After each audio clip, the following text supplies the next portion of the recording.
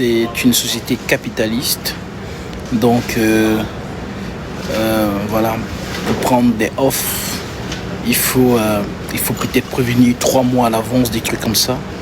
Et ici, on licencie très vite. Voilà. Donc,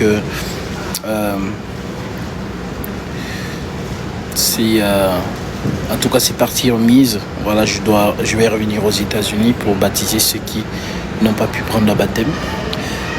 Parce que le frère qui m'appelle là, je lui dis mais j'espère que t'es pas à New York. Il me dit non, j'ai appris que tu es là. Je lui dis mais mon frère, ça fait des semaines qu'on l'a annoncé. Il était vraiment dans tous ses états. Je lui ai dit ne t'inquiète pas, je reviendrai. Ah ouais. Shalom, shalom.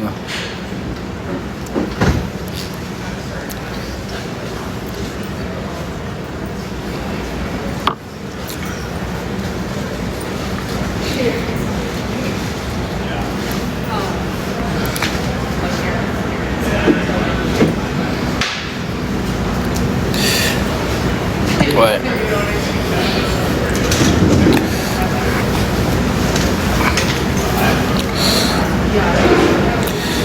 Shalom, shalom, mon frère El Pablo.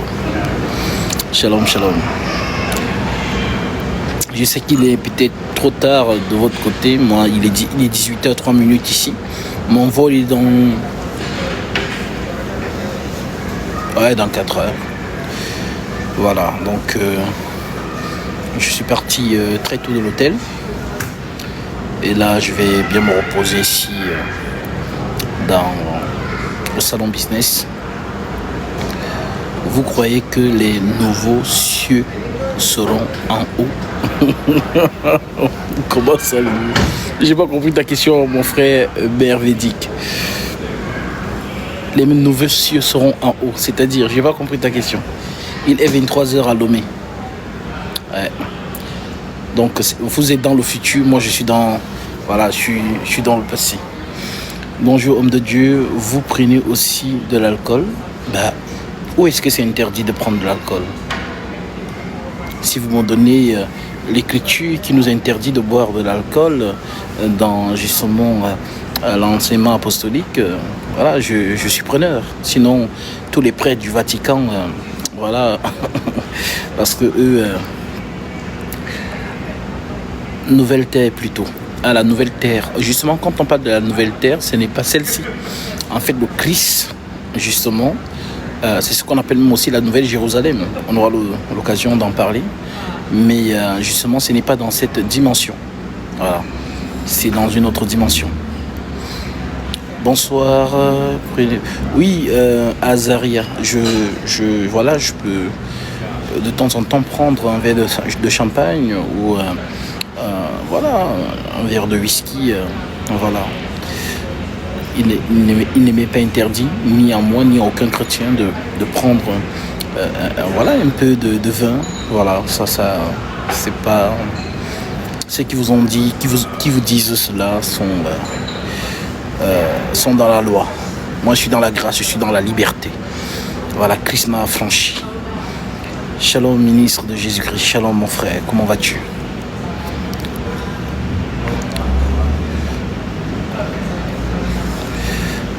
Une écriture pour soutenir ça, s'il vous plaît. C'est-à-dire, pour soutenir quoi? Pour soutenir quoi? Parce que je dis plusieurs choses là. Donc, vous pouvez envoyer vos demandes. On peut échanger tranquillement. Il y en a à qui abusent jusqu'à s'enivrer.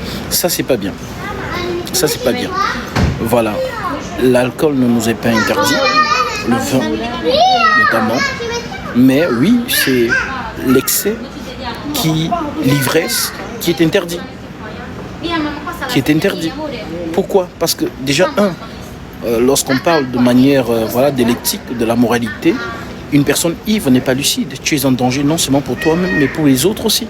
Voilà pourquoi même dans le code de la route, il y a un taux d'alcoolémie que nous ne devons pas dépasser. Si par exemple, je pense comme ici aux États-Unis et même à Paris, si tu invites des gens chez toi et que voilà, ils sont trop bu et que tu les laisses reprendre leur véhicule pour rentrer chez eux et qu'ils viennent à faire un accident, bah, tu seras coupable. Ah oui, oui. Donc voilà pourquoi, voilà, chacun connaît son corps. Voilà, un verre avec action de grâce, ce n'est pas un crime, ce n'est pas un péché. Voilà, comment on va vous interdire des bonnes choses que Dieu a créées? On dit que vous devez prendre ces choses avec action de grâce. Voilà, il ne faut pas être ivre. Parce que l'ivresse, voilà, nuit même à la santé, tout simplement. Voilà, si l'alcool était un péché, Paul n'allait jamais dire au jeune Timothée, ne bois pas que de l'eau, fais aussi usage d'un peu de vin pour ton mal d'estomac. Voilà, donc Paul n'aurait pas dit à Timothée, pêche un peu, parce que tu as mal à l'estomac, donc pêche un peu. Mais non, ça n'a pas de sens.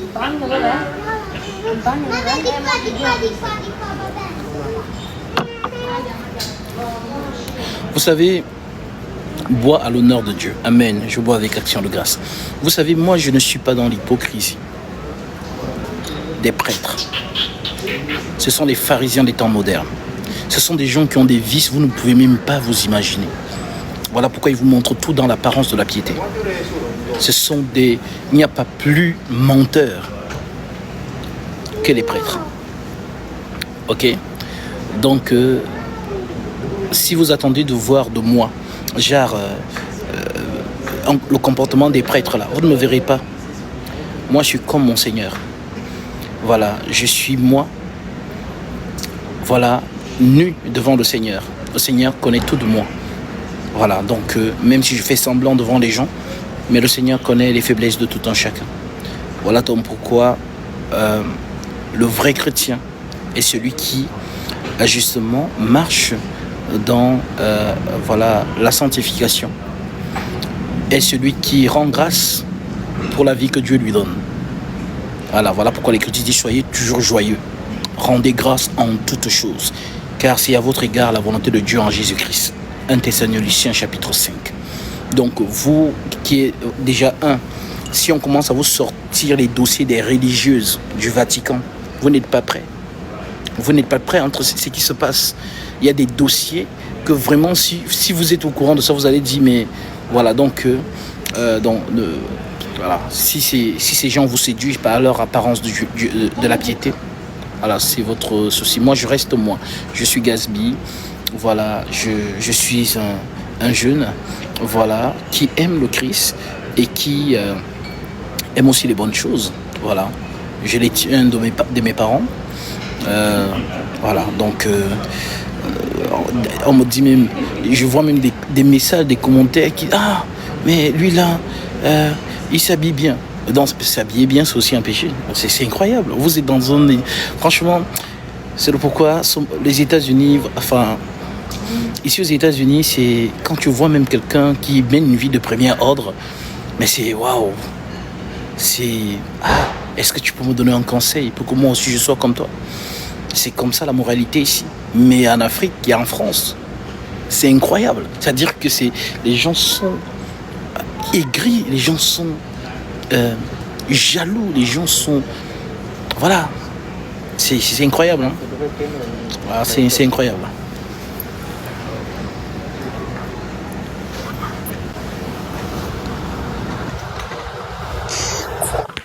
Allô? Salut. Salut mon père. Ouais. En fait, moi c'est ma deuxième fois de tomber sur votre live. Oui. Je pense la première fois, vous avez fait une publication où vous êtes parti sur un terrain. Apparemment, c'était un lieu de prière que vous êtes en train de terrasser. Je ne sais pas si c'est ça. Un lieu de... Un lieu de prière. Je pense que tu étais parti pour un terrassement. Un terrassement, je ne sais pas si... au Cameroun? Oui, au Cameroun. Oui. Exactement. Mais j'aimerais vous poser vraiment des questions, si vous me permettez. Des questions assez sensibles, ok? Oui. Moi, je suis camerounais, moi aussi, mais je réside aux États-Unis. Oui. Et j'aimerais te poser plusieurs questions qui me perturbent vraiment. Oui. Je ne sais pas si vous voyez. Ok. La première question, c'est, je dois d'abord tout de même accepter que moi, quand j'étais tout petit, mes parents m'amenaient chez les marabouts pour qu'on travaille souvent sur moi. D'accord. Ouais. Et le constat que moi j'ai fait, c'est que quand on parle chez un marabout avec toi, quand il travaille sur toi, moi je suis chrétien, hein, je sais pas, regarde, attends, je mets mon truc pour que tu vois. Je suis vraiment croyant, hein, regarde. Ça c'est mon Nouveau Testament. D'accord. Ça c'est ma Bible. C'est pour te Ouais. dire que ça c'est mon lit, regarde, tu vois là, je sais pas, tu vois mon chapelet. Donc je suis vraiment croyant. Je sais pas, tu vois. Mais Oui. je suis pas impliqué, je vais vraiment te poser des questions. Quand Oui. j'étais tout petit, on travaillait sur moi. Et quand on travaillait sur moi, je me sentais un peu plus à l'aise. Genre, si je faisais des mauvais rêves, quand on travaillait sur moi, après ça s'arrêtait. Oui. Mais avec la prière, souvent, plus je prie, plus j'ai des tentations. Ça veut dire que je peux prier, je prie réellement Oui. pendant 7 jours, pendant 9 jours, parce que moi je fais des neuvaines. Souvent, ça m'arrive de prier et de toujours faire des mauvais rêves. D'accord. Je sais pas, tu vois. Je Mais comprends. quand le marabout travaille peut-être sur toi, une seule fois, là c'est quand j'étais tout petit. Après, je fais plus de mauvais rêves. Des trucs contre les accidents et tout. La question que je me pose, c'est est-ce qu'on doit mélanger la tradition avec l'église? Là, c'est ma première question. Alors, non. Je vais te lire une écriture, tu vas mieux comprendre. Ok.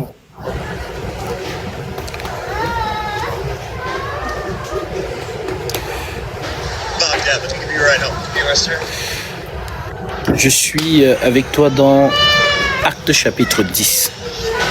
Ok. Nous sommes ici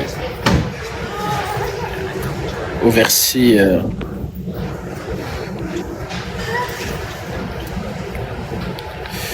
je prends à partir du verset 14. Je peux te suivre, hein. Je pense que je peux prendre ma Bible moi aussi. Vas-y.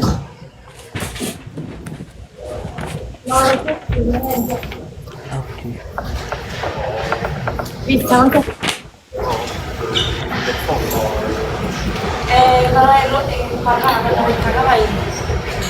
Acte des apôtres, 680. Chapitre 14 au verset 8. Pour répondre à ta question. Je cite, à Lystre, se tenait assis un homme impotent des pieds, boiteux de naissance, et qui n'avait jamais marché. Il écoutait parler Paul. Et Paul, fixant les regards sur lui et voyant qu'il avait la foi pour être guéri, dit d'une voix forte, lève-toi droit sur tes pieds. Et il se leva d'un bond et marcha. À la vue de ce que Paul avait fait, la foule éleva la voix en langue lycaonienne en disant, les dieux sous forme d'hommes sont descendus vers nous. Il appelait Barnabas Jupiter et Paul Mercure parce que c'est lui qui portait la parole. Le prêtre de Jupiter, le temple était à l'entrée de la ville, amena des taureaux avec des bandelets vers la porte et voulait, de même que la foule, offrir un sacrifice. Les apôtres Barnabas et Paul, ayant appris cela, déchirèrent leurs vêtements et dirent, et se précipitèrent au milieu de la foule en s'écriant, ô hommes, pourquoi agissez-vous de la sorte? Nous aussi, nous sommes des hommes de la même nature que vous, et vous apportons une bonne nouvelle. Nous vous exhortons à renoncer à ces choses vaines, pour vous tourner vers le Dieu vivant, qui a fait le ciel et la terre, la mer et tout ce qui s'y trouve. Ce Dieu, dans les âges passés, a laissé toutes les nations suivre leur propre voie, quoiqu'il n'ait cessé de rendre témoignage de ce qu'il est en faisant du bien et en vous dispensant du ciel les pluies et les saisons fertiles, en vous donnant la nourriture avec abondance et en remplissant votre cœur de joie. En d'autres termes, Ouais, tout ce qui est tradition africaine, ouais. prêt à la spiritualité. Un chrétien né de nouveau ne peut pas concilier les deux. Ok. Ok. Donc, ça veut dire quoi? Ça veut dire que dans les âges passés, comme dit Paul, Dieu a permis à toutes les nations de la terre de faire ce qu'ils veulent, parce que la vocation divine n'avait pas encore été révélée. Le chemin n'est pas encore manifesté. Parce que le chemin, c'est qui? C'est Jésus. Et Jésus était un mystère en ces temps-là. Voilà pourquoi Paul dit le mystère caché de tout temps et dans tous les âges, mais révélé maintenant à ses saints. Donc avant que Christ ne se révèle, Dieu a permis à toutes les nations de suivre leur propre voie. Voilà donc pourquoi dans toutes les nations de la terre, tu vas arriver, on va te dire ici on pratique ceci, ici on pratique cela, ici on fait ceci, ici on fait cela. Mais maintenant que nous, Christ étant révélé, Jésus, ceux qui ont donc cru en lui, comme il le disait lui-même, celui qui croit en moi verra quand même il serait mort. Donc si tu as cru en Jésus-Christ et que tu as gardé sa doctrine, tu ne peux pas aller refaire d'autres rituels ou d'autres activités spirituelles disant que tu mélanges Jésus et les démons. Voilà pourquoi l'Écriture dit on ne peut pas manger dans la table de Christ et en même temps dans la table des démons. Voilà donc pourquoi c'est peut-être par ignorance que ceux qui t'amenaient chez les marabouts ou quoi que ce soit justement ont justement agi. Mais toi qui dis que tu es chrétien, parce que là, moi, avec le regard que j'ai, lorsque je vois tout ce que tu utilises, par exemple le chapelet, ce n'est pas justement une pratique chrétienne. Voilà toutes les autres choses qui ont été paganisées dans justement les cultes païens de Rome. Voilà donc pourquoi moi je t'exhorte justement à délaisser ces choses comme Paul l'a dit ici et à te consacrer simplement et justement d'une manière suivie et absolue dans la doctrine que tu as reçue des apôtres et que j'ai aussi reçue des apôtres. C'est ça le vrai chrétien. Ok? Ok, je comprends. Voilà. Ok. Et la première question, la deuxième question que je dois poser, c'est pourquoi quand tu pries, je sais pas si c'est que je prie mal ou quoi, parce que régulièrement, moi, je lis le psaume 91, le psaume 10, et j'ai une nouvelle que j'ai su, le psaume 10, le psaume, bon, je me rappelle plus trop. Mais pourquoi quand je continue à prier, ça m'arrive parfois du fait que j'ai des mauvais rêves. Oh, je me rappelle quand j'étais tout petit, quand le marabout il travaillait sur moi, ça passait plus vite. Qu'est-ce qui fait ça? Alors, justement, notre Dieu n'est pas une baguette magique. Nous ne croyons pas à notre Dieu pour ne plus avoir de mauvais rêves. Nous ne croyons pas à notre Dieu pour ne plus faire ceci, pour ne plus faire cela. Nous croyons en Jésus-Christ dans la fidélité de la parole qu'il nous a donnée. Et quand on croit en Jésus, le monde des ténèbres se dressera contre nous. Pourquoi? Parce qu'à ce moment, nous sommes la lumière et la lumière n'a pas de place dans ce monde. Voilà pourquoi Jésus dit, vous êtes la lumière du monde, que votre lumière luise dans les ténèbres. Donc, les gens confondent vraiment être chrétien et les ustensiles de ce monde. Pourquoi voudrais-tu ne plus avoir de mauvais rêves? On ne peut pas contrôler ses rêves puisque Dieu parle par les songes. Dieu parle par des songes. Il y a des songes qui naissent par la multitude des pensées. Ça veut dire que tu as pensé beaucoup à des choses et les songes sont nés de là. Ces songes ne sont pas à caractère prophétique. Mais maintenant, il y a les songes qui sont à caractère prophétique. C'est-à-dire Dieu parle conformément à Job. Si tu as lu le Job chapitre 34, verset 14, on dit Dieu parle lorsque les hommes sont livrés à un profond sommeil. Donc, il peut te parler par des symboles. Voilà, donc les marabouts ou bien tous ceux qui travaillent avec d'autres forces qui ne sont pas justement de Jésus-Christ, ce sont les démons. Ne t'inquiète pas, ce sont les démons. C'est-à-dire même si tu as une guérison, même si on t'a mis et qu'on te fait des rituels, des trucs, machin, et tu trouves la guérison, cette guérison ne vient pas de Dieu. Ok, oui. J'ai une troisième question. Oui. Qu'est-ce que vous pensez de l'application Kanguka? Déjà, l'application Kanguka, je ne sais pas ce que c'est, mais je crois et je le dis toujours que Kanguka n'est pas un homme de Dieu. Voilà, parce que la plupart des gens qui suivent Kanguka, c'est pourquoi? C'est pour les miracles, n'est-ce pas? Pas seulement pour les miracles, parce que dans Kanguka, il y a des enseignements. Il fait des enseignements. Donne un exemple, par exemple, d'un enseignement. Je prends un exemple. Kanguka, dans l'une de ses vidéos qu'il a fait sur YouTube en ce qui concerne les enseignements, il a fait référence au fait que, je pense, l'un des titres de l'une de ses vidéos, c'est qu'est-ce qu'il faut faire pour plus se rapprocher de Dieu. il faut toujours louer l'Éternel. Il a parlé des louanges comme une façon de se rapprocher de Dieu. Ça c'est un petit extrait d'une vidéo que j'ai vue en ce qui concerne les Alors, ça, ce n'est enseignements. pas un enseignement. Ça, on appelle ça une exhortation. Ça veut dire quoi? Ça veut dire que si tu lis les épîtres, si tu vas montrer la Bible que tu as là, si tu vas lire les épîtres des apôtres, tu vas voir comment les apôtres nous recommandent, même Jésus avant eux, nous dit, priez sans cesse, rendez grâce en toutes choses. Lorsque vous êtes dans la tristesse, priez. Lorsque vous êtes dans la joie, chantez des louanges. C'est écrit. Donc, un chrétien ou une chrétienne assidue est déjà une ou un qui lit beaucoup. Que ce livre de la loi ne s'éloigne point de ta bouche. Il y a des chrétiens qui ne lisent, ils disent qu'ils sont chrétiens, mais ils ne lisent jamais. Ils ne lisent pas. Eux, ils préfèrent, je ne sais pas, c'est-à-dire que qu'on leur dise des choses qu'ils ne peuvent même pas eux-mêmes vérifier. Voilà pourquoi il y a tellement de fausses doctrines, puisque les gens ne sont pas là pour vérifier les Écritures. Pourtant, les Écritures ont déjà été données. Donc, tout bon chrétien averti, tous ceux qui cherchent vraiment la vérité, justement, concernant le Seigneur, vont toujours être assidus dans la lecture de l'enseignement, justement, que nous avons reçu de la part des apôtres. Donc, Kanguka, ce qu'il fait, c'est-à-dire la plupart, et c'est beaucoup des femmes, les gens qui suivent Kanguka, c'est pour les gens qui veulent des miracles. Voilà, donc ce n'est pas l'enseignement. Parce que si ce n'est que pour l'enseignement, Kanguka aurait déjà repris Ivan Castano, Marcelo Tonassi sur leur fausse doctrine.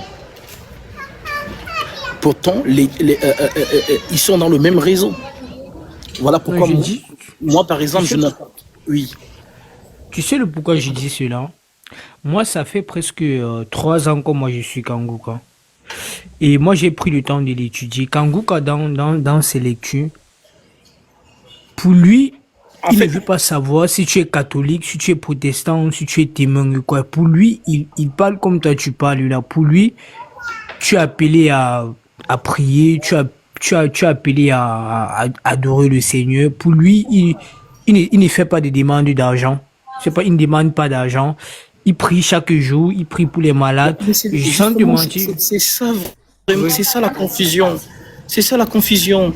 C'est vraiment ça la confusion. C'est-à-dire, en fait, c'est une doctrine, c'est un discours écuménique.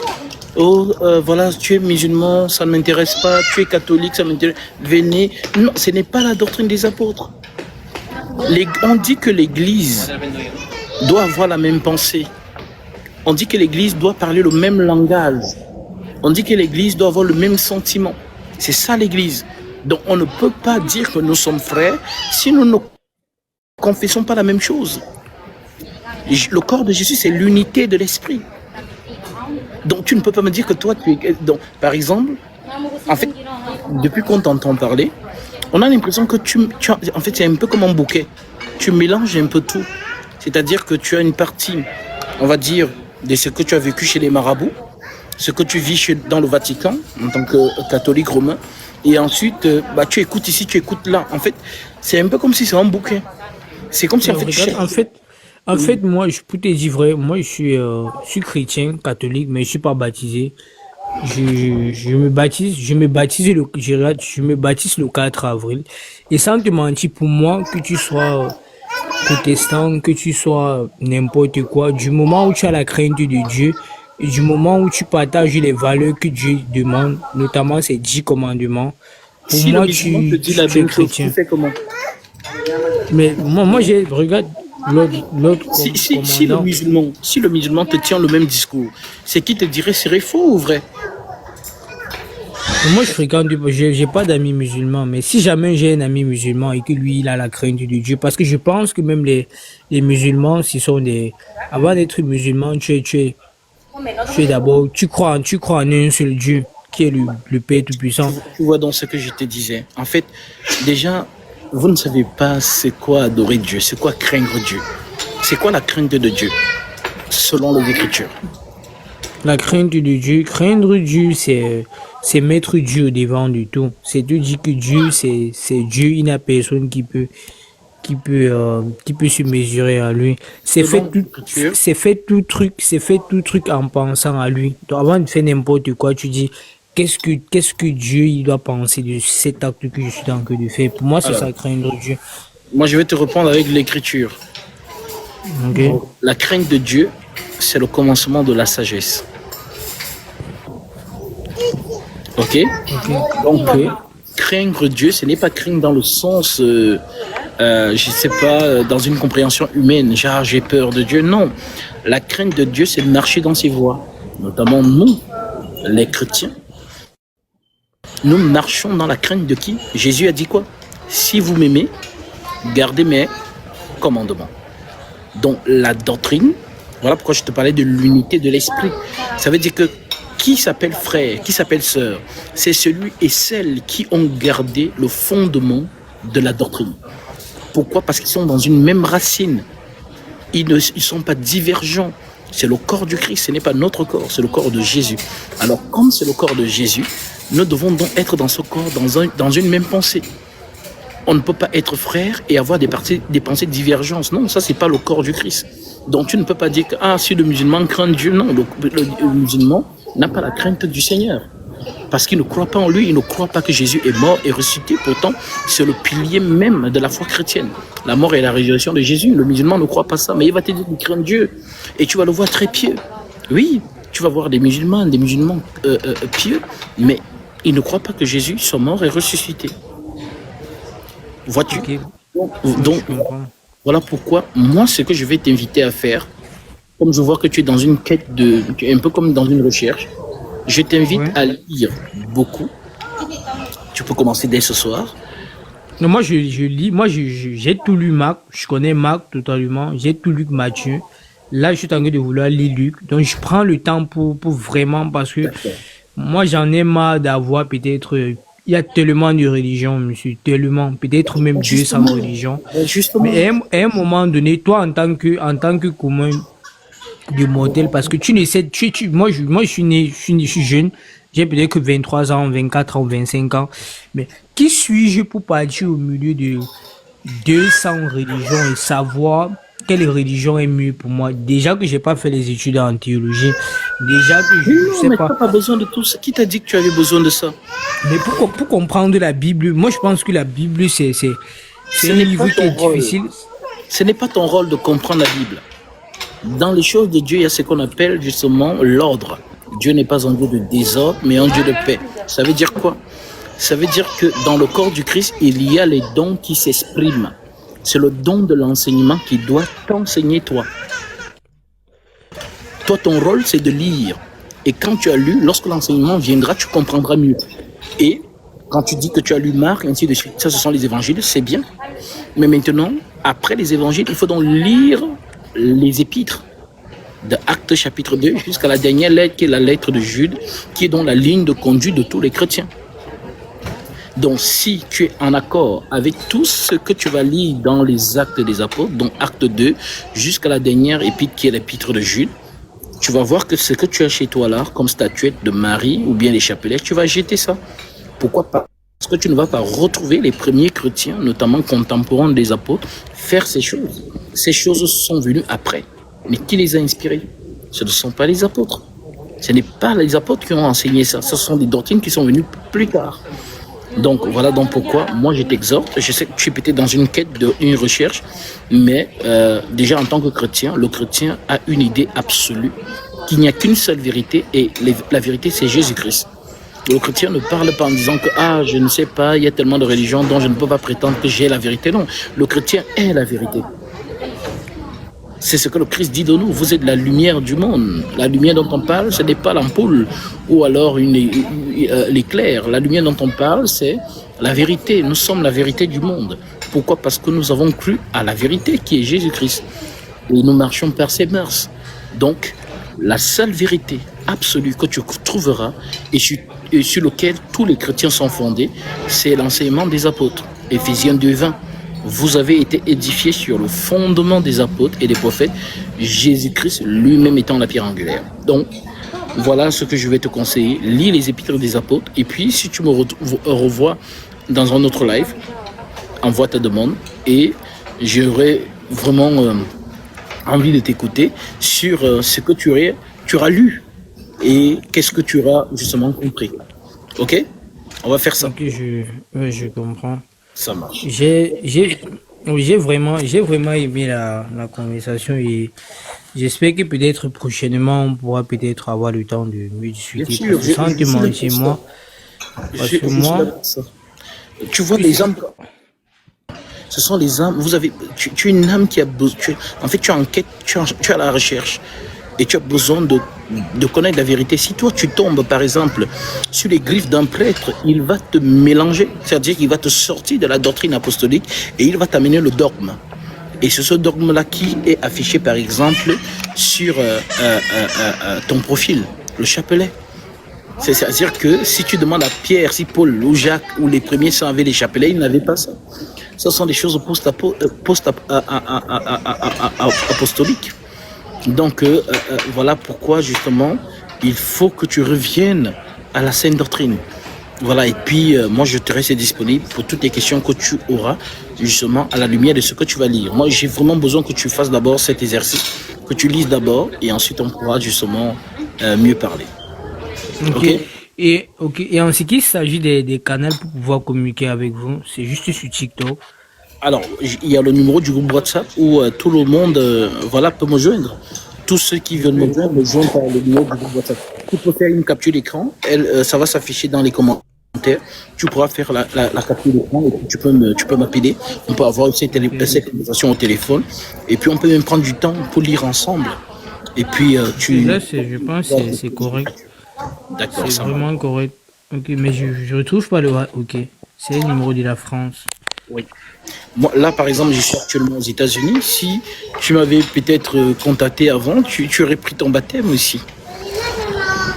Je pense j'ai pris le numéro. Je pense que je dois vous écrire. Et là, de là, on a pouvoir peut-être mieux D'accord. communiquer. Je te mettrai en contact aussi avec certains frères d'ici, ici aux États-Unis, notamment. Ils sont un peu éparpillés dans voilà, les différents les États. Mais voilà, comme ça, au moins, vous allez. Voilà, il y a le groupe, justement, des États-Unis. Voilà, que moi-même je suis. Et les frères et sœurs qui sont intégrés dans ce groupe-là, qui vivent voilà, aux États-Unis. Donc, on va garder un bon contact. Et puis, voilà, écris-moi vraiment. Et puis, je reviendrai vers toi. Ok, merci beaucoup. Merci. Ok, ok. Ça, ce sont les personnes ils sont en quête de vérité et il faut vraiment les accompagner. Parce que si celui-ci tombe sur un que les griffes de menace, mais c'est la catastrophe. En tout cas, que le Seigneur voilà, l'amène justement à confesser la doctrine, la saine doctrine. Vous ne dormez pas? 18h34, donc ça veut dire qu'il doit être 23h34, hein? C'est ça? Ou minuit 34?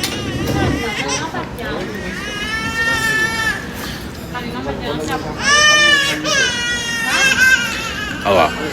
Franchement, vous êtes vraiment motivé. Moi, mon vol est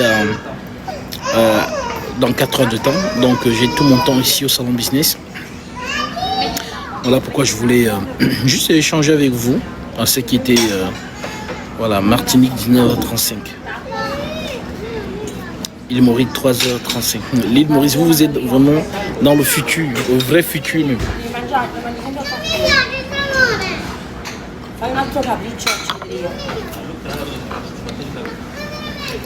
2h55, 2h35. Tous ceux qui aiment les Écritures aiment Gatsby. Aucun vrai chrétien ne peut, c'est-à-dire quelqu'un qui est vraiment dans la quête de la vérité. Parce que la vérité, c'est l'Écriture. Il n'y a pas une autre vérité quelque part. La vérité, c'est l'Écriture. Comme Jésus lui-même le disait aux pharisiens, vous sondez les Écritures, vous croyez qu'en elles est la vie éternelle, mais ces Écritures ont rendu témoignage de moi.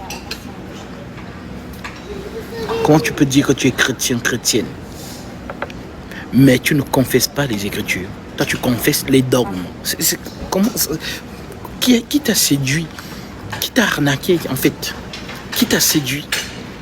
Comment tu peux dire que tu es chrétien, mais tu ne confesses pas les Écritures, mais tu confesses les dogmes, des choses habilement conçues qui n'ont pas pour base l'enseignement apostolique. Comment vous faites ça?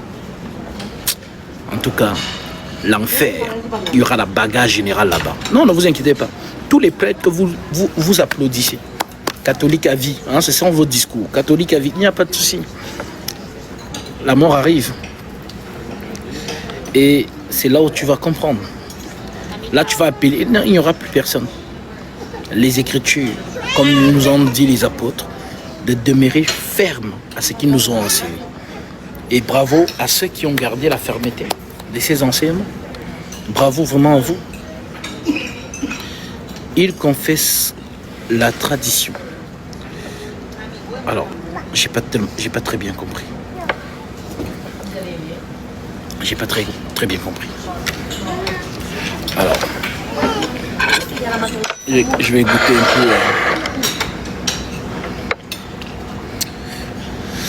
peu. Niveau bouffe aux États-Unis, c'est pas trop ça.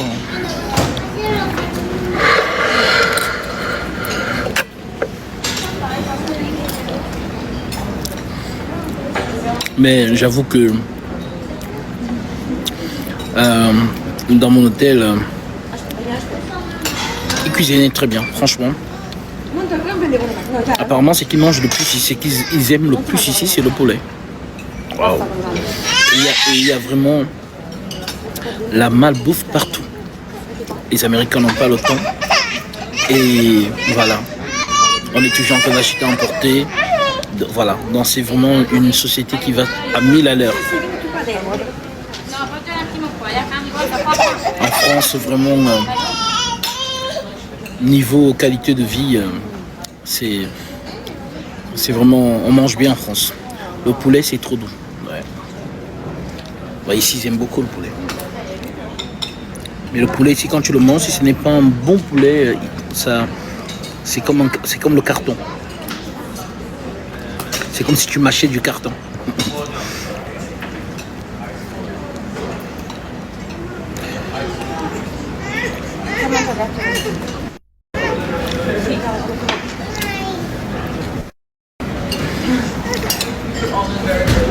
Poulet artificiel, voilà, je t'assure.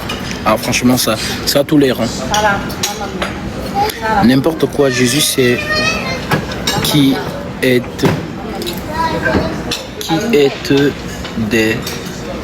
déjà n'importe quoi. Jésus c'est qui est des. Si tu veux qu'on comprenne au moins ce que tu dis, il faut bien écrire le français. Si tu n'écris pas bien, comment tu veux qu'on comprenne ce que tu dis? Vous savez, moi je ne suis pas étonné de lorsque quelqu'un peut tenir ce genre de discours. La vérité absolue qui dérange. Ah, c'est toi la vérité absolue qui dérange. Bah, dis-nous un peu, c'est quoi cette vérité?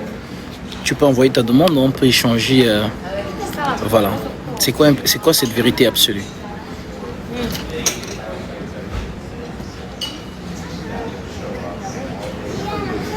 Vous savez, ce n'est pas tout. Je vous ai toujours dit que la différence entre le monde aquatique et le monde des humains, c'est qu'on peut distinguer un homme et une femme. Et on peut aussi distinguer, voilà, les différents poissons de la mer.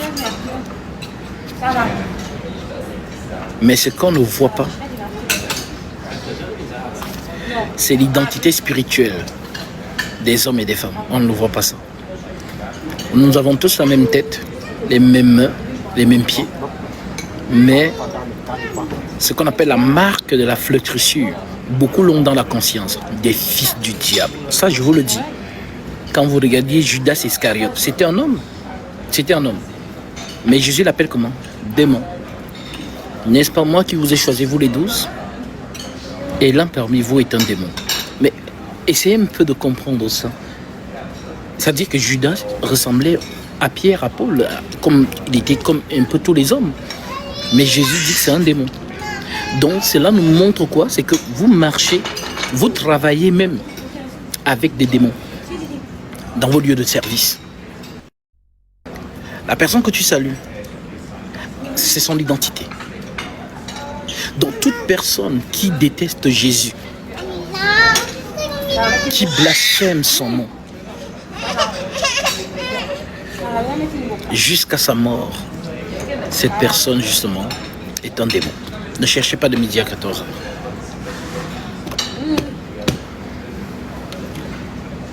Ne cherchez pas de midi à 14h.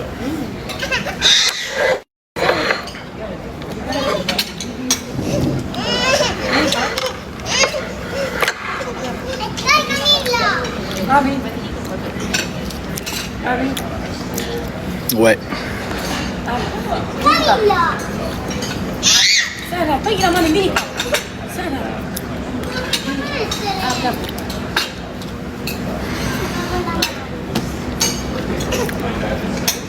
Moi, je suis un fils de la lumière. Mon royaume n'est pas de ce monde. Je suis un fils de la lumière. Voilà pourquoi les ténèbres et moi, c'est le feu et l'eau. On ne s'entend pas, c'est la guerre. C'est la guerre. Voilà.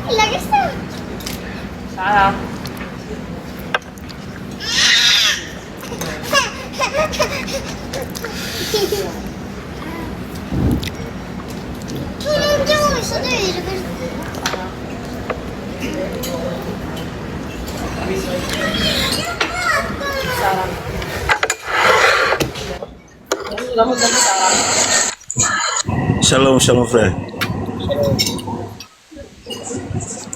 Et j'espère que vous avez passé un bon séjour. Oui, un très bon séjour. Je suis vraiment dans la joie pour le baptême de mes fils. Alléluia. Oh, j'ai une petite question là.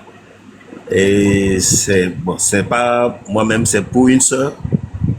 Et elle demande si une sœur qui est mariée avec un frère dans l'assemblée. Et puis, bon, le frère, après apostasie, c'est que le frère se retire. Maintenant, et quand il se retire, il interdit à la sœur de continuer. Comme lui s'est retiré, la sœur doit se retirer. Quelle sera la conduite de la sœur? Est-ce qu'elle va obéir à son mari ou continuer sa marche? Jamais de la vie. Elle est morte en Jésus-Christ. C'est Jésus-Christ son mari. Celui-là a fait naufrage à la foi. C'est quelqu'un qui a blasphémé. Alors la sœur doit justement se détacher. Voilà pourquoi l'Écriture dit si le non-croyant veut se séparer, qu'il se sépare. Le frère ou la sœur ne sont pas liés. Le frère ou la sœur ne sont pas liés dans ces cas-là. Ça veut dire que si celui qui a fait naufrage à la foi veut se séparer parce que l'autre est toujours attaché à la foi, qu'il se sépare. Or, notre frère va épouser notre sœur, tout simplement. Oui, et là, par exemple, le mari ne veut pas se séparer. Il ne veut pas se séparer et il ne veut plus que la sœur continue. Ça sera justement la guerre. C'est le pourquoi j'ai dit, il ne peut pas accepter vivre dans les tensions. Et la sœur, justement, elle, restera accrochée à la foi du Seigneur. Donc si lui, il veut, voilà pourquoi, sauf si c'est un démon vraiment qui veut la persécuter, à ce moment, elle mettra en pratique l'Écriture qui dit, si ton œil est pour toi une occasion de chute, coupe-le et jette-le au feu.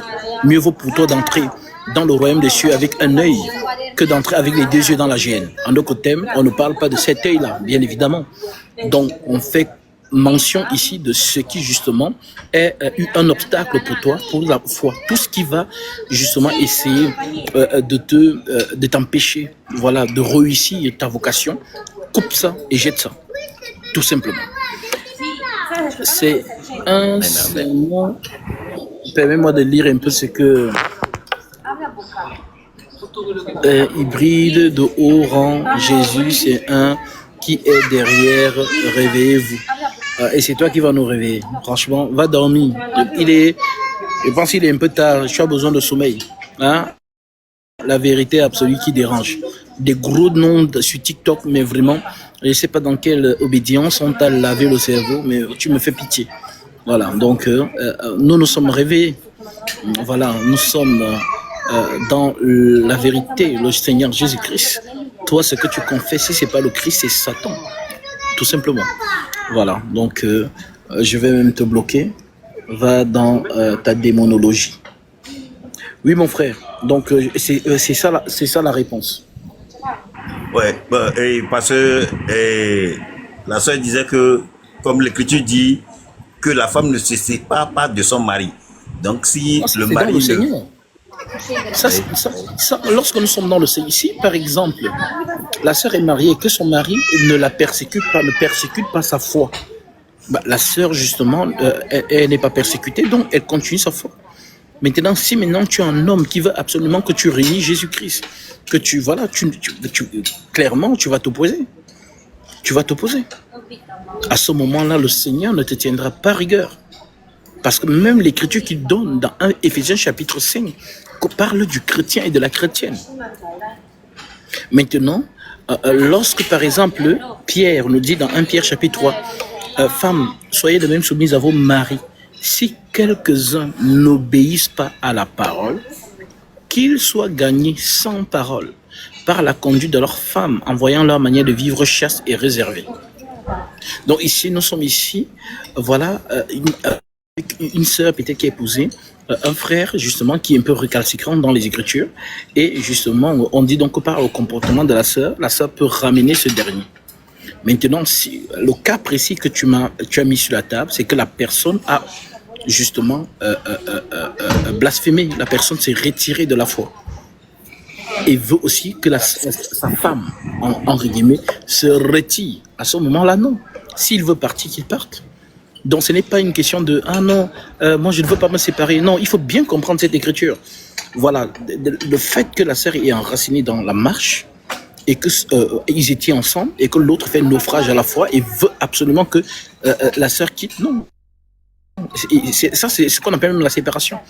Voilà, donc si la sœur, Christ est enraciné en elle, elle ne pourra plus rester dans ce foyer. Pourquoi? Parce que, justement, lui, il fera tout pour nuire à la vocation de ces dernières. Et le Seigneur qui est Seigneur va tout faire pour que, justement, quelque chose arrive, pour que celui-ci se sépare, tout simplement. Amen. Merci mon frère. Soyez béni. Amen.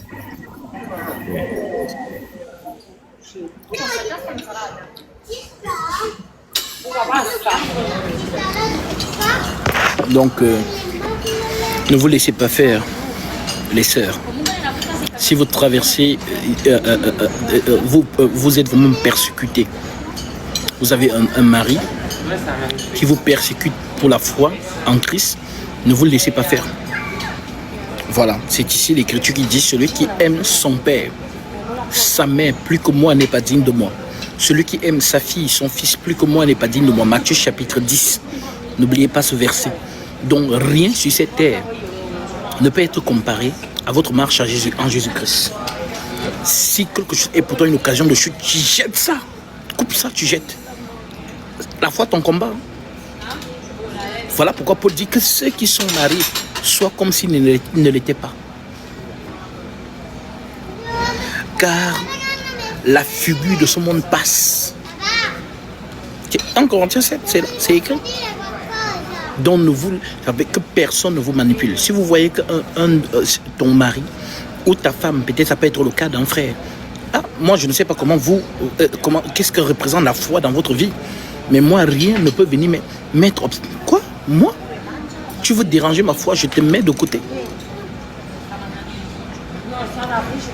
Je te mets de côté. Rien ne peut venir faire obstacle à ma foi. Ma foi, mon combat.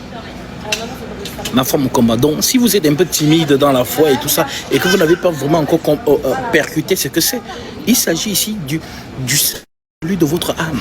Voilà pourquoi l'Écriture dit: vous obtiendrez le salut de vos âmes au prix de votre foi. Donc, les démons vont tout faire pour que ta foi soit toujours dérangée. Alors, ta foi, ton combat. Ne te laisse pas faire. Voilà, ne te laisse pas faire. Donc, parce qu'il y a, comme on ne peut pas lutter contre ça dans l'absolu. Parce qu'il y a des hommes, quand ils veulent de toi, il fait tout tout ce que tu veux. Mais dès que tu es marié, une fois, il te sort un autre visage. Pareil pour des femmes. Dès qu'elle veut être avec toi, elle te dit tout ce que tu veux entendre. Est-ce que tu es d'accord? Elle te dit oui, oui, ne t'inquiète pas. Une fois que vous êtes marié, elle te sort un autre visage. Avec moi, ça ne marche pas. Donc avec vous aussi, soyez rigoureux dans votre foi. Vous pouvez tout perdre. Mais votre foi, c'est votre combat. Ok? Voilà. On m'a dit, le royaume des cieux est forcé. Seuls les violents s'en emparent. Voilà, donc si vous laissez les démons venir vous distraire, c'est vraiment à vos risques.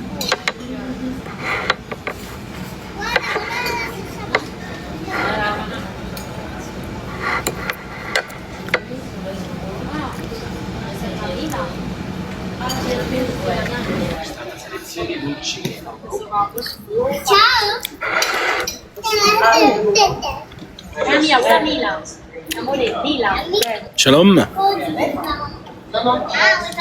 Allô. Allô. Allô, allô. Allô. Oui, je vous écoute. Shalom. Bon, moi, je suis venue pour demander quelque chose parce que je suis mariée avant que je ne connais pas Dieu. Et mon époux aussi ne connaît pas Dieu. Donc, nous sommes mariés. On a fait des dots auprès de mes parents. Donc, après, nous sommes mariés. Et après le mariage, on a 2 enfants. Mariage, ça ne marche pas. Je vis dans la violence conjugale. Beaucoup, beaucoup même. C'est Dieu qui m'a sauvée et je suis sortie dans le mariage. Donc, j'ai donné ma vie à Dieu en 2006 et je donne ma vie à Dieu. Donc, on est mariés, mais j'ai demandé de divorce. Avant que je connaisse Dieu, j'ai demandé de divorce.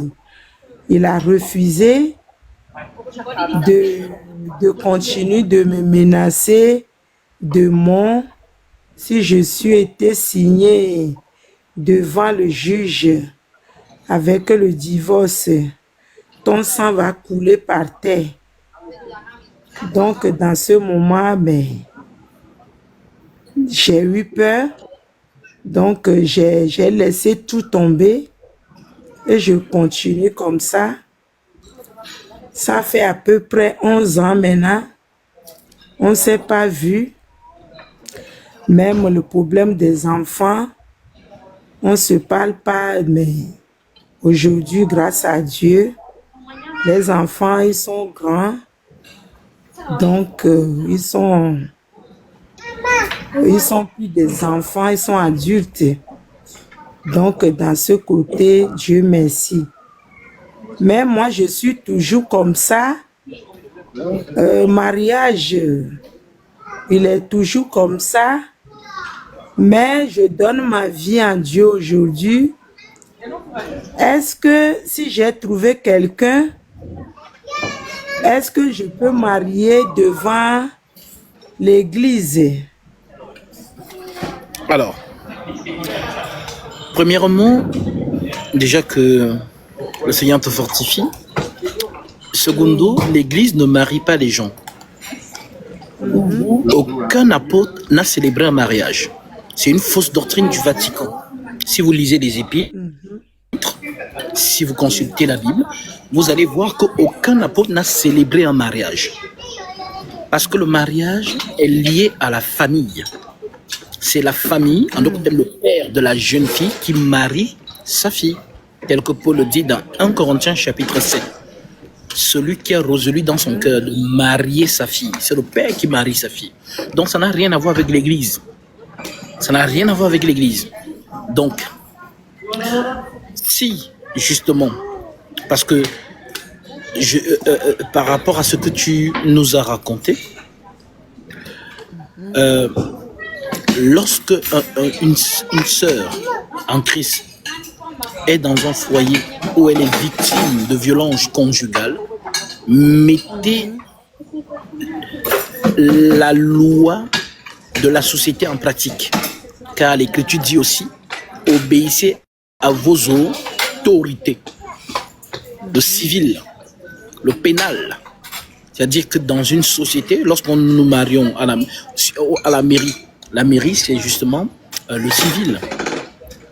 Donc on nous remet un livret de famille. Et justement, si ton mari se met à te battre, parce qu'il y a beaucoup de femmes qui meurent là-dedans, hein, beaucoup d'hommes aussi. Bien sûr. Voilà pourquoi il ne faut pas prendre ça à la légère. L'Écriture nous dit obéissez à vos autorités. Ça veut dire quoi? Ça veut dire que si un homme, déjà un chrétien ne peut jamais battre sa femme, un chrétien ne peut jamais insulter ou mépriser, ou voilà, parce que l'Écriture le lui interdit. L'Écriture lui dit plutôt aux chrétiens, Marie, aimez vos femmes comme Christ a aimé l'Église et s'est donné lui-même pour elle.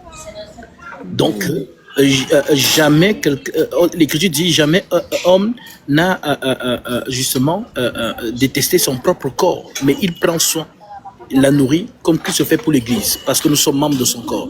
Donc, c'est le principe du frère en Christ vis-à-vis de sa femme. Donc, le mariage que vous voyez là, dans le milieu des chrétiens, n'entrez pas dans le mariage si vous avez ces difficultés. Si tu es un homme, un frère en Christ, et que tu entres dans le mariage, c'est pour aller mettre en pratique cette parole. Aime ta femme comme Christ a aimé l'Église. Et voilà. Et puis la sœur, pareil, femme, sois soumise à ton mari comme tu l'es soumise à Christ.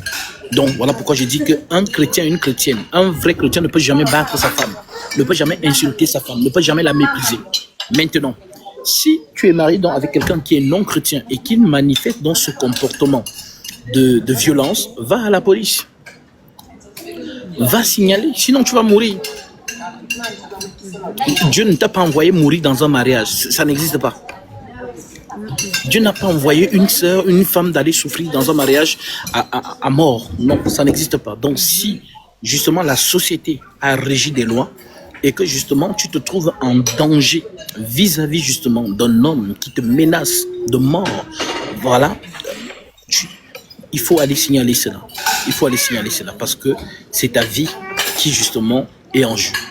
Maintenant, l'écriture, parce que cette écriture revient beaucoup, et beaucoup d'hommes narcissiques qui justement, parce qu'il y a beaucoup d'hommes, voilà, beaucoup de femmes me suivent, et parfois leur mari qui est non chrétien et qui est plutôt d'obédience spiritualité africaine ou quoi que ce soit, voient toujours d'un mauvais œil que leur femme m'écoute. Alors, ces derniers m'écoutent beaucoup et prennent les écritures que je leur donne, que j'enseigne souvent. Par exemple, l'écriture dit que la femme ne se sépare pas de son mari. Si elle est séparée, qu'elle se réconcilie avec son mari. Donc, si elle est séparée, qu'elle demeure sans se marier ou qu'elle se réconcilie avec son mari. Alors, ces hommes, parfois mal intentionnés, qu'est-ce qu'ils font? Ils prennent ce verset, ils le gardent. Lorsqu'il menace la femme, il est violent. Lorsque celle-ci, justement, veut partir, il lui sort l'écriture. Dans votre Bible, il est écrit que la femme ne doit pas se séparer de son mari. Et beaucoup de sœurs, justement, lorsqu'on leur sort ce joker, elles se retrouvent comme ça. Il faut faire attention, il faut que je vous explique bien les Écritures.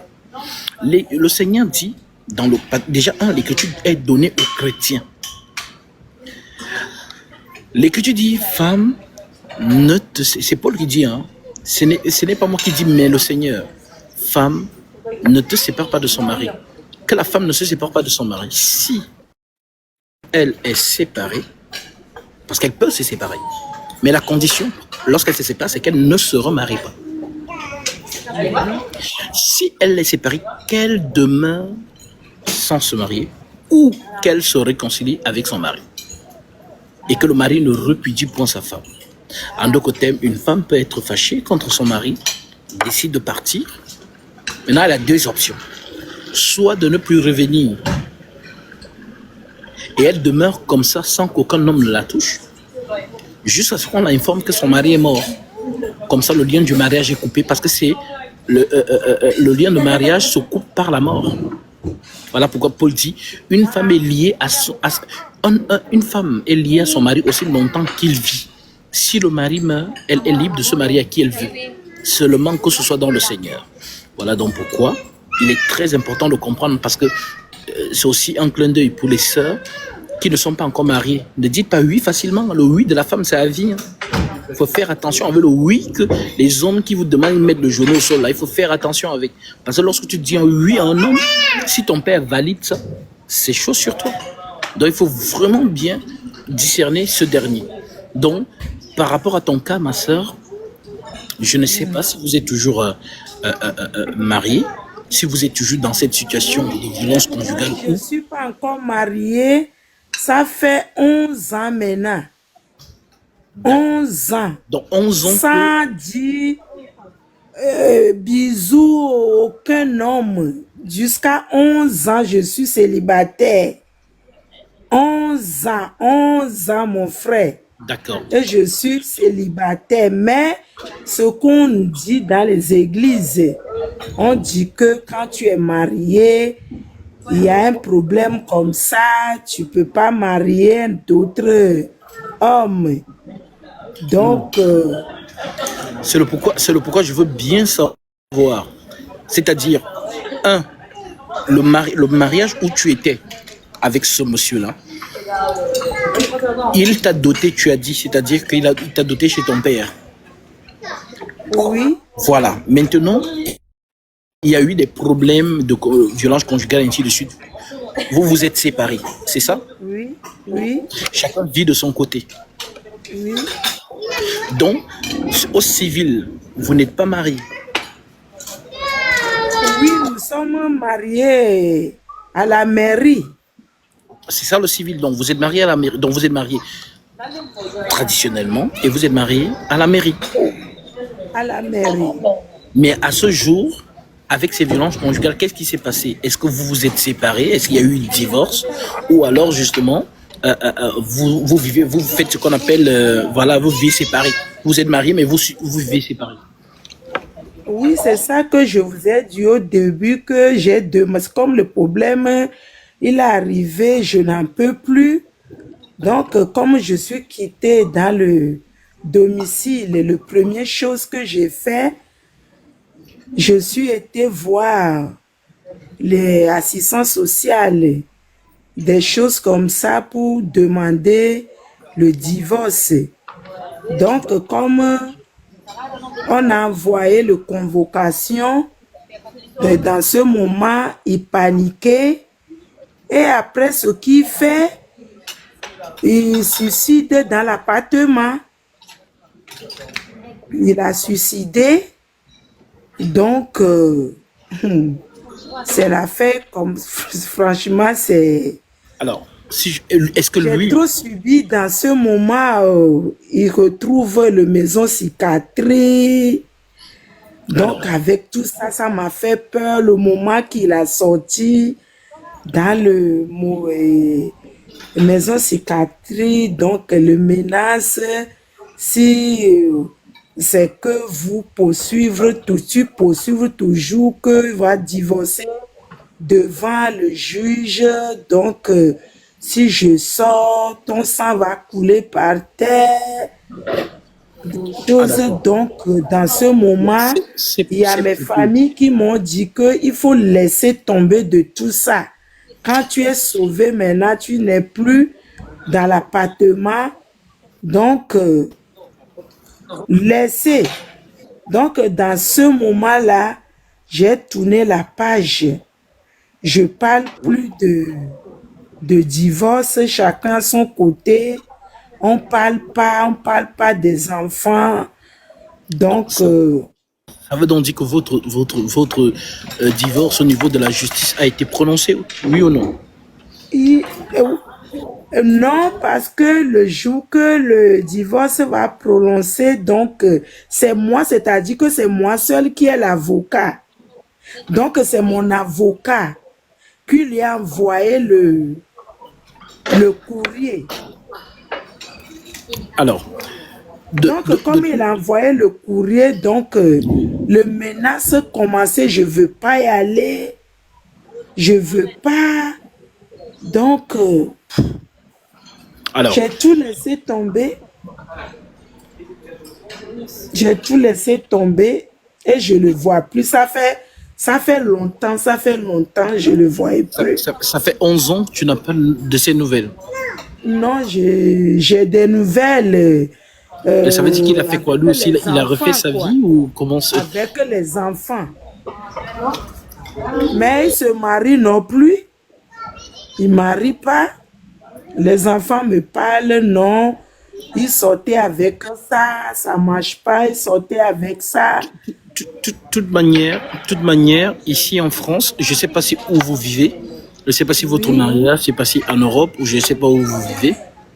Je suis à France. Ok, bah, de toute manière, en France, tant que le divorce n'est pas acté, toi, tu ne peux même pas te remarier dans une autre mairie parce qu'on aura l'immatricule de ton mariage, c'est-à-dire de ton dossier. Donc, tu ne peux que te marier si ton divorce a été prononcé. Ça, c'est déjà une certitude selon justement le code civil. Voilà, donc on ne peut pas. Voilà. Moi, je parle plus de me marier encore devant la mairie. Au moins, si je trouve au moins quelqu'un dans les églises. Donc, à mon âge maintenant, je ne sais pas ce que je vais faire encore avec Alors, le mariage non, dans la mairie, quoi. Si cette situation vous a permis de faire vœu de chasteté, puisque vous dites 11 ans sans activité, ça veut dire que vous vous êtes consacré au Seigneur. De toute manière, moi, dans ce live, je ne pourrais pas justement trancher, puisque le principe scripturaire me demande d'écouter les deux versions. Mais justement, sur le témoignage concernant un homme violent, je conseille aux sœurs, si vous avez un frère, déjà, j'ai dit qu'un frère en Christ ne peut pas être comme ça. Maintenant, si vous avez un homme qui est violent, je vous assure, allez signaler à la police. Signaler à la police, parce que une fois, il va vous effrayer, mais la seconde fois, ça sera justement... ça ne sera plus justement une feinte. Ça sera que vous êtes mort. Donc, ou vous êtes morte. Donc, il faut faire très attention avec ces choses-là. Un vrai couple en Christ vit dans l'harmonie. Voilà. Les chrétiens ne peuvent pas être dans les querelles. Vous donnez accès à Satan. C'est pas possible qu'un chrétien et une chrétienne soient dans les querelles, les éclaboussements de voix, les insultes. Non, c'est pas Jésus. C'est pas possible. Depuis des années qu'on parle plus de divorce, il n'y a plus de menaces. Mais le divorce, il est comme ça. Il est comme ça.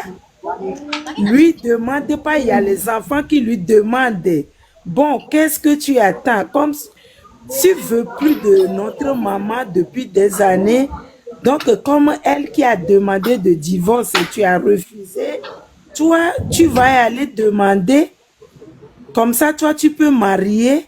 Elle a dit non, il faut que ça reste comme ça, je ne veux plus me marier. Donc, ça veut dire que quelque part, il vous a, comment dirais-je... Il m'a bloqué. Oui, ça c'est la méchanceté. Puisque c'est une personne déjà, la manière dont vous... C'est le pourquoi je dis, de toute manière, nous écoutons votre version, mais les Écritures me disent que celui qui parle en premier parle pour sa cause. Venue la partie adverse, et là, on peut discerner. Donc, ça veut dire que si je dois respecter ce principe, je ne peux pas trancher. Je vous écoute juste, mais ton témoignage sert à ce que les sœurs, peut-être qui sont aussi victimes de ces violences conjugales, ne dites pas que nous sommes chrétiens. Allez à la police signaler cela. Voilà. Et si déjà, vous allez le signaler à l'Assemblée. Moi, l'Assemblée que moi je dirige, s'il y a un frère qui est violent ou quoi que ce soit, la sœur doit parler. Elle doit exposer ça. Voilà. Donc, elle nous, on a passé de police depuis. Hein. J'ai passé de police. il y a des choses qui se passent. Donc, moi, c'est le blocage. Le blocage, là, je ne sais pas comment je vais faire. Je ne peux pas rester ici jusqu'à éternité non plus. Donc, il y a beaucoup d'hommes qui sont intéressés de moi. Donc, comment je vais faire dans cette situation? C'est ça qui me... Bah, de toute manière, si, c'est le pourquoi je dis, s'il n'a pas signé l'acte de divorce, même que ce soit peut-être seulement en Afrique, mais ici, vous ne pouvez pas vous remarier.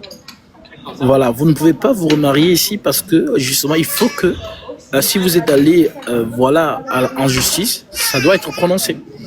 Donc, votre situation est vraiment, vraiment très compliquée parce que vous avez un homme qui, comme vous l'avez utilisé le mot, qui vous a bloqué. C'est-à-dire, c'est un peu ce qu'on dit, c'est un boulet pour vous. C'est-à-dire que, voilà, il est mauvais, il est méchant, il vous menace de mort, mais il ne veut pas se séparer avec vous. Ça c'est la sorcellerie. Ça, c'est la sorcellerie. Ça, c'est ça qu'on appelle la méchanceté. C'est-à-dire que quelqu'un est violent, mais il ne veut pas. Il ne veut pas. Si le non-croyant veut se séparer, qu'il se sépare. La sœur ou le frère ne sont pas liés dans ces cas-là, tout simplement.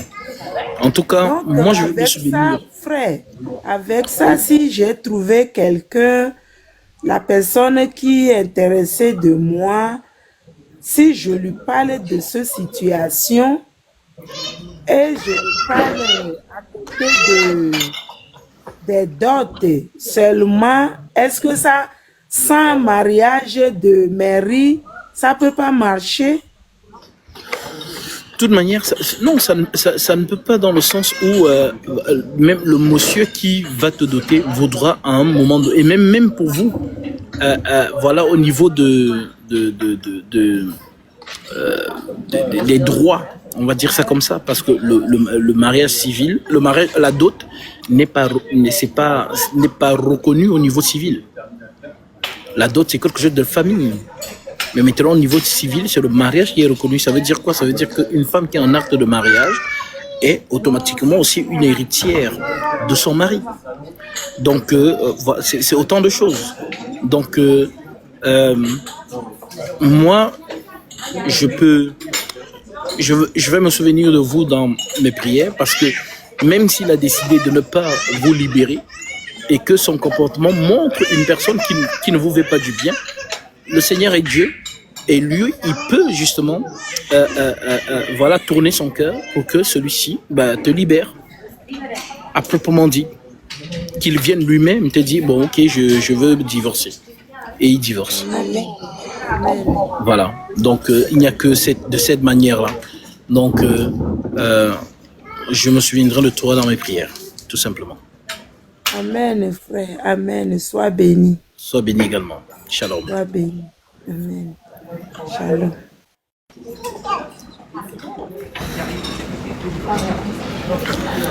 Les animistes là, qui sont dans les commentaires là. Quand vous me voyez, c'est pas moi que vous voyez, hein. C'est le feu que vous voyez. Hein. Vous voyez des flammes, je sais. Voilà. Donc comme vous êtes excité dans les commentaires là, vous vous pensez que ce que vous dites, ça glisse sur moi en fait. Ok? Alors, fils du diable, ennemi de toute droiture. Donc,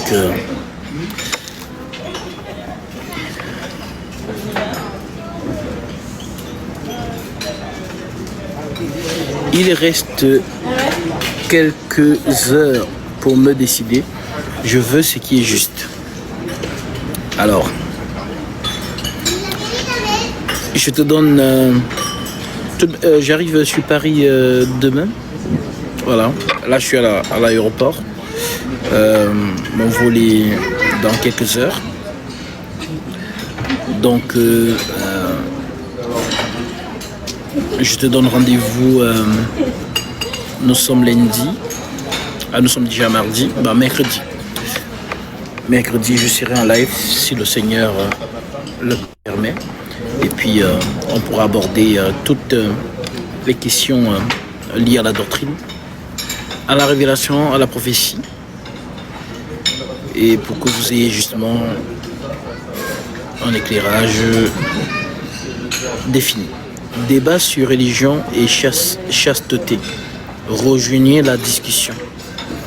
Débat sur religion et chasteté. Rejoignez la discussion. Moi, je suis déjà en live. Si vous voulez, je sais, j'ai pas compris. Vous voulez avoir un débat dessus ou alors vous êtes déjà en discussion dessus.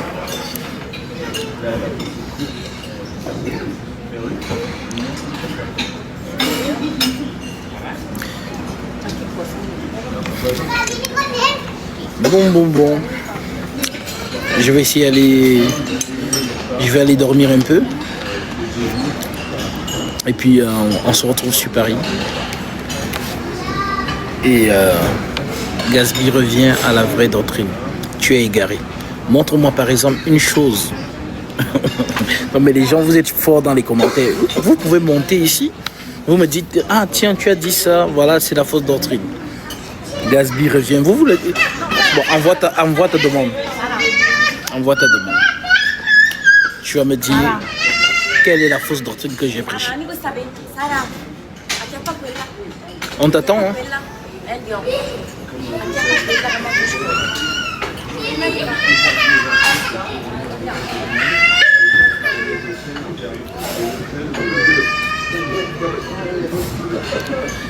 Ah, Gasby, il revient là. Mais tu as l'occasion. Envoie ta demande. Maintenant, tu as fui. N'importe quoi. Franchement, vous n'avez même pas honte. Des lumières qui fuient les ténèbres. C'est incroyable. Si c'est moi les ténèbres, pourquoi vous me fuyez?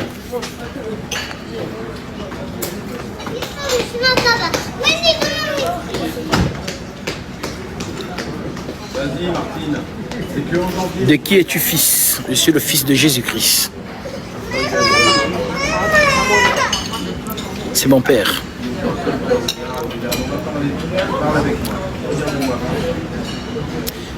Je pense que si je t'ai donné cette réponse, tu dois dire Amen. Mon père, c'est le Christ, le Seigneur. Je suis un fils de la lumière. Tu es la lumière et tu version de moi. Tu es la lumière, tu es une version de moi. Je suis la lumière. Et je ne suis pas le seul. Tous mes frères et sœurs, nous sommes la lumière. Nous sommes venus dans ce monde pour rendre témoignage à la vérité. Avec le Christ, je souffre. Le Seigneur nous a appelés à porter nos croix. Il dit lui-même, Matthieu chapitre 16, verset 24. Si quelqu'un veut venir après moi, qu'il renonce à lui-même, qu'il se charge de sa croix et qu'il me suive. Alors, courage, sois fortifié. C'est l'arrogance qui te fait parler beaucoup. On t'a dit d'envoyer ta demande, toi tu es dans les commentaires, tu as 3 minutes d'envoyer ta demande et de venir montrer la fausse doctrine que j'ai prêchée. Si dans les 3 minutes tu n'envoies pas ta demande, je vais te bloquer. Voilà, vous êtes fort dans les commentaires, mais on va vous faire monter pour vous écouter, vous avez peur d'envoyer les demandes. C'est quoi cette lumière? La lumière, lui, dans les ténèbres. Ou alors vous dites, c'est pas possible.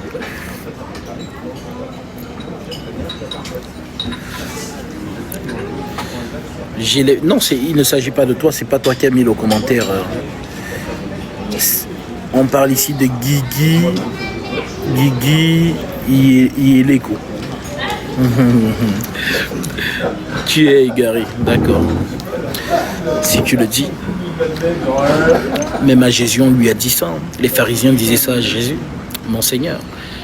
Donc, comme il a dit, s'ils ont gardé ma parole, ils garderont aussi la vôtre. Et s'ils n'ont pas gardé ma parole, ils ne garderont pas la vôtre. Qui t'a baptisé? Si tu veux voir mon baptême, tu scrolles, tu vas voir. Voilà, dans mon TikTok, tu verras qui m'a baptisé. Oui. Envoyez vos demandes. S'il te plaît, Alors, je sais que on aura, parce que là, je suis au salon business. Voilà, je veux pas trop aussi. Je sais que, sauf si ta question est vraiment courte, mais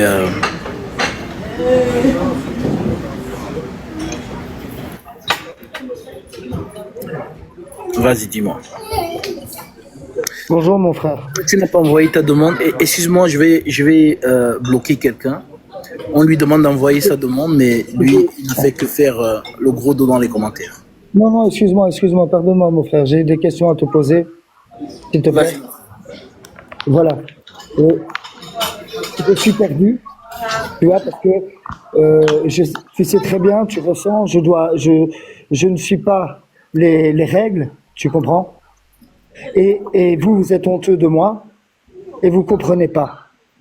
Mais sachez que moi, c'est comme si tous mes ancêtres, ils étaient des iPhones de couleur, avec une certaine couleur, et que moi, je suis celui qui arrive avec, tu vois, qui n'est pas de la même couleur.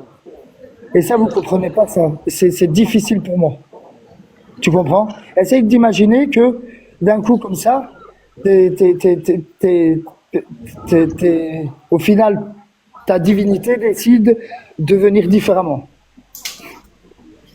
Tu vois? Décide de venir comme à la limite celui qui est son ennemi, celui qui le déteste, pour montrer à quel point il a même de l'amour pour son ennemi. Tu vois? Et là, je sais que, tu vois, c'est la paix qu'on peut faire. C'est la paix. Et là, bientôt, il va y avoir la guerre. Et c'est ça que je veux pas, mon frère. Je veux pas la guerre. Je sais qu'ils ont fait mal à notre peuple. Tu vois? Mais il faut pas être comme eux. Il faut pas faire les mêmes erreurs que eux. Tu vois? C'est ça qu'ils voulaient, nous enlever notre cœur, nos valeurs, changer qui nous sommes, tu vois, faire de nous le reflet d'eux-mêmes, noircir notre cœur. Tu vois? Je vois. J'aurai l'occasion d'entrer avec toi en profondeur sur ces sujets mercredi. Donc, je te donne rendez-vous mercredi, je serai en live et puis on pourra en parler. Là, vraiment, je vais mettre la caméra, comme ça tu comprends. Parce que on a toujours la foi avec les yeux, et non avec le cœur. Voilà, tu vois. Voilà, il faut toujours voir en fait. Tu vois, même mon sang, mon propre sang doit voir au final mon visage pour reconnaître. Voilà, tu vois. Et je sais que je sais ce que je fais. Tu vois. Et voilà. D'accord? Il faut pas regarder à ce que je fais. Il faut pas oublier que je suis une partie de vous. Je comprends. Voilà. Et que nous-mêmes, on nous teste. Tu vois? Tu te rends compte que mes ancêtres m'ont renié. Tu vois? Parce que j'étais pas comme mes ancêtres. Tu comprends? Et ils ont diminué la flamme eux-mêmes, tout seuls. On en parlera mercredi, mon frère. En parler. Croire en moi, c'est croire en toi. Tu comprends? C'est toute notre version de nous, avec notre âme, notre conscience, de cette vie-là. Et on est tous là en même temps. Et on doit s'unir tous, les rois, au final, on est tous les rois. Et on doit s'unir tous avec nos différences de cette époque et savoir nous accorder ensemble et mettre notre orgueil de côté. Tu vois? Je comprends. Voilà. On en parlera parce que justement je suis dans un milieu où... Tu es qui? Tu es lequel? Tu es laquelle version, tu vois? Moi je me renierai pas devant les hommes, je n'ai pas peur. Voilà. Et je me suis fait passer pour voilà, ils ont changé les écritures, tu vois. D'accord. Voilà. On se voit mercredi, mon frère. Voilà. Le temps accordé faut essayer de comprendre. Tu vois? Ça marche. Mercredi, on en parlera. Alors, ceux qui demandent Gatsby, c'est quoi cette... Mais au lieu de poser la question Gatsby, c'est quoi cette bague? Prends autorité là où tu es et voilà, tu assujettis ma bague. C'est tout. Vous êtes là, voilà, vous êtes puissant en esprit, mais vous avez peur de ma bague. Pourquoi? Prends autorité.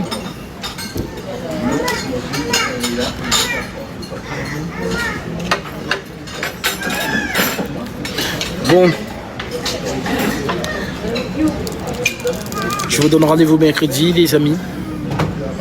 Je vais essayer de manger quelque chose et dormir un peu. Ici, il est 19h27. Mon vol est à minuit. Je crois qu'il est israélite. Le monsieur a besoin d'aide, en effet. Bon repos. Merci. Je mérite quand même un bon repos. De toute manière, comme je dis souvent,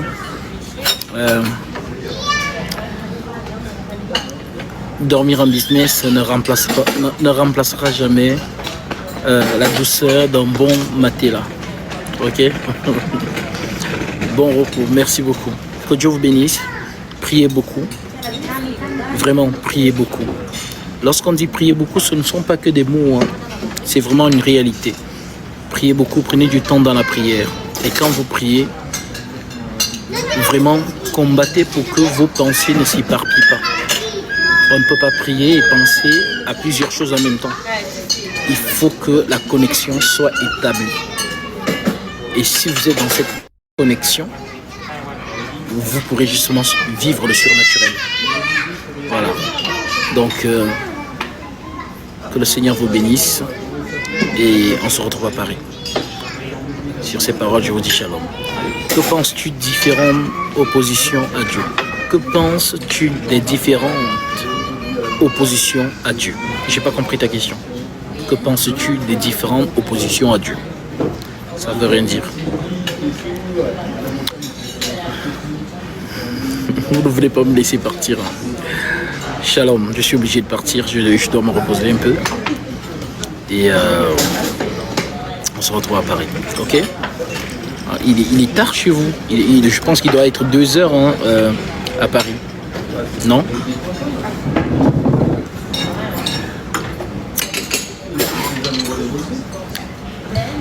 Bah oui. Merci beaucoup. 1h, 1h28, 1h29, 1h30. D'accord. Ok. Je vous embrasse au nom de Jésus-Christ. Et je vous dis shalom. Merci mon frère.